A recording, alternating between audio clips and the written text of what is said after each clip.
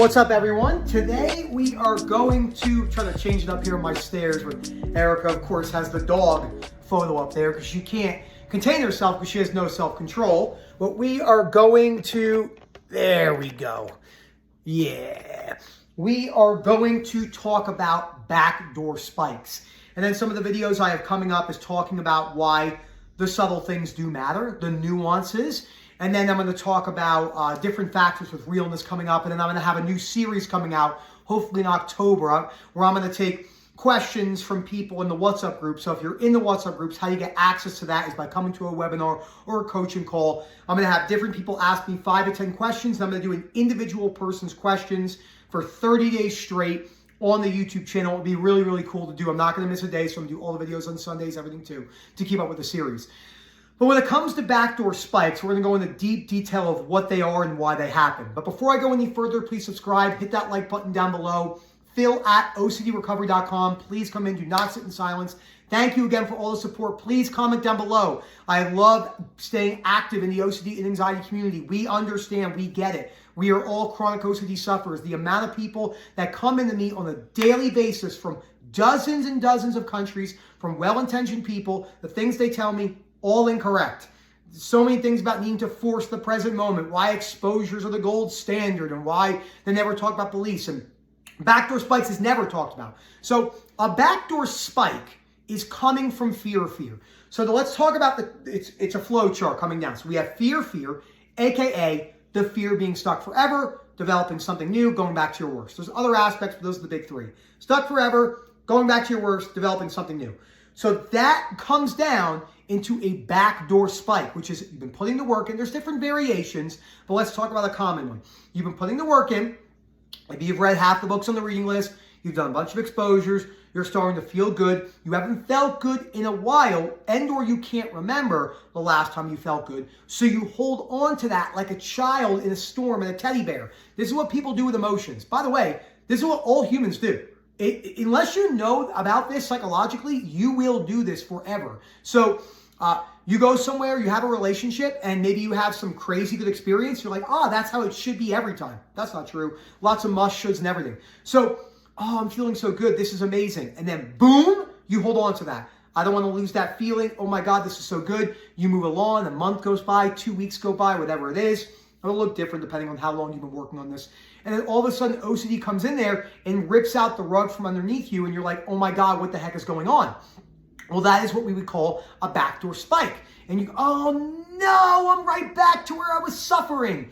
That's happening, and you will need that to happen dozens, 100, 200 times in variation. There's no right way here, but definitely more than once or twice in order to change your belief systems. Don't go bark at the door. Come here. In order to change your belief systems about not needing OCD recovery to work out in the way that you want. Let's hold Daisy. Hey, come here. You're coming with me. Ooh. Okay. We're hanging. Get some hangs in. She loves it. And not needing it to go the way you want it to, like me making a video and, hey, leave her alone. And Daisy starts barking at the door, etc. So she loves sitting like this. So things are not going to work out the way you want. So you have to expect backdoor spikes to happen, and then for them to feel as real as that they're going to get. How you bring this down is by changing your belief systems about the universal deservingness about how your OCD should work out. Oh my God, my OCD needs to work this way. No, I've been putting the work in. I don't deserve for this to happen. Hey, look, I see these other people. They're not putting the work in. I did this a lot.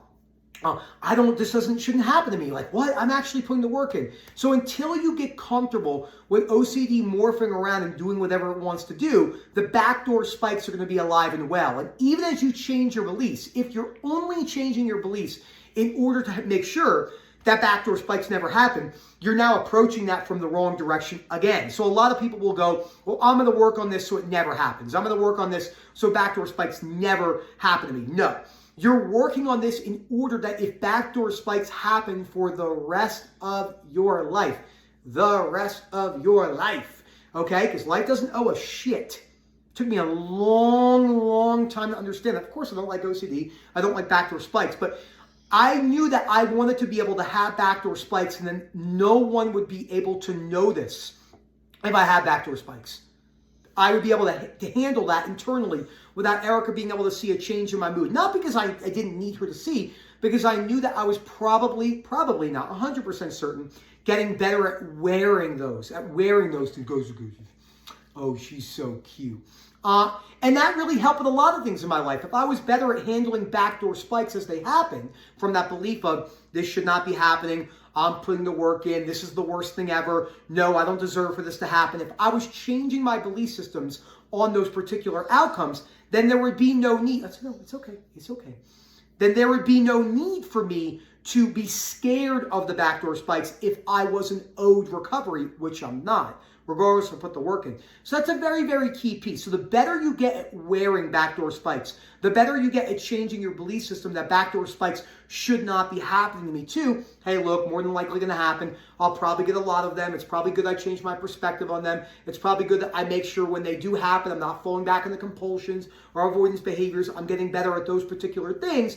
That's how you get better at wearing the backdoor spikes. That's how you get better at changing your belief systems about the backdoor spikes. So I hope you enjoyed this video. Again, phil@ocdrecovery.com. Please let me know what you think. Remember, as a summary cap-up, backdoor spikes will happen. You are not going to be able to escape them. They are going to happen to every single person, no matter what.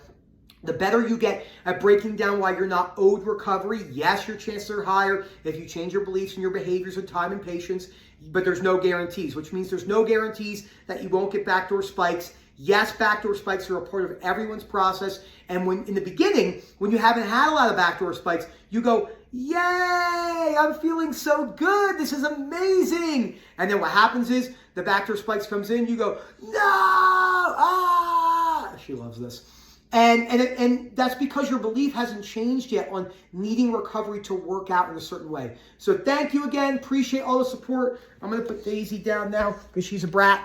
And hope to see you soon. Enjoy the rest of your day, everyone.